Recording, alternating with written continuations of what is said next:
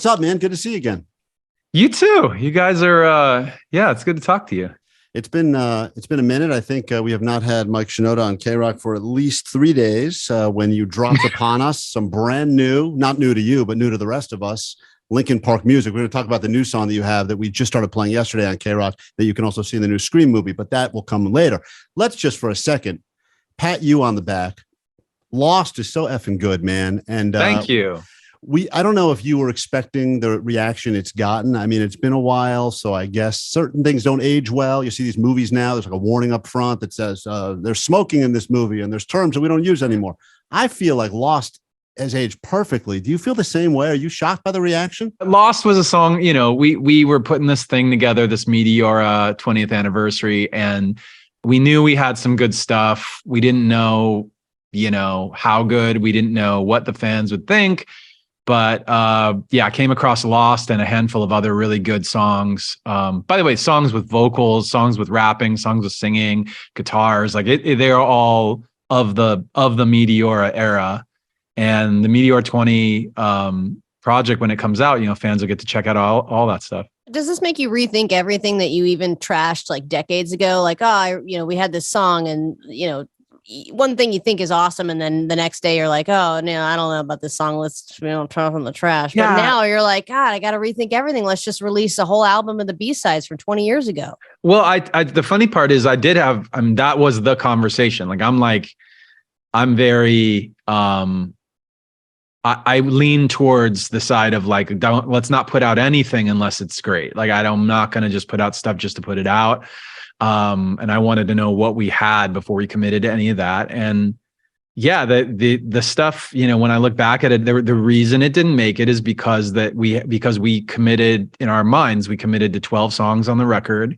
And so that meant that everything else had to go, you know, somewhere else. And Lost was actually probably the first in line to become a B-side on the Japanese release or release at a different time with a movie or something.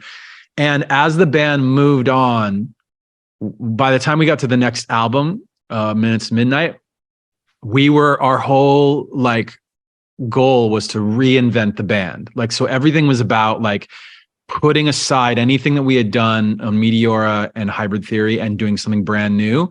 You can hear it on that record, but you can also understand that, like, with that said, even though we had good songs sitting like next to us, like we wouldn't have used them because it wasn't about looking backwards at all. And these were back in the days when Linkin Park was touring like 340 of the 365 days of the year. It was like a new city. We were touring. Yeah, it was definitely over 300 days. I mean, that's over 300 days and 365 out of 365 days. We were doing some days would be like 2 shows in a day. We were constantly on the move. We were playing every day. It was aggressive, man. Very aggressive. And then K-Rock would call you and say, hey, can you pop up and do this random weenie roast or this acoustic? You're like, sure, we'll be there. We can't say no to K-Rock, you know? Yeah, we played first on, I want to say it was like Acoustic Christmas or something. First band of the night, seats were empty. And then the very next one we headlined it. That's amazing. I think that what's so fun at this moment is, you know, having, as you kind of mentioned before, I do have a new solo song out this week as well. And to be able to do something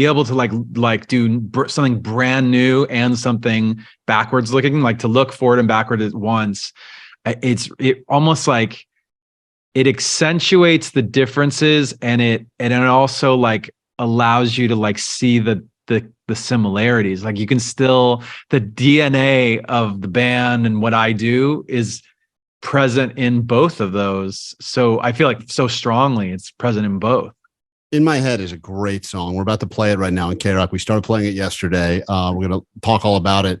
But it all started when we first heard you were going to team up with the Scream movie and do this song. It all started with you answering an unknown number. In your real life, do you ever answer block numbers? Do you? Because I would imagine you know a lot of famous people. So like for me, a block number is always like someone telling me solar power. But like for you, it could be someone super important.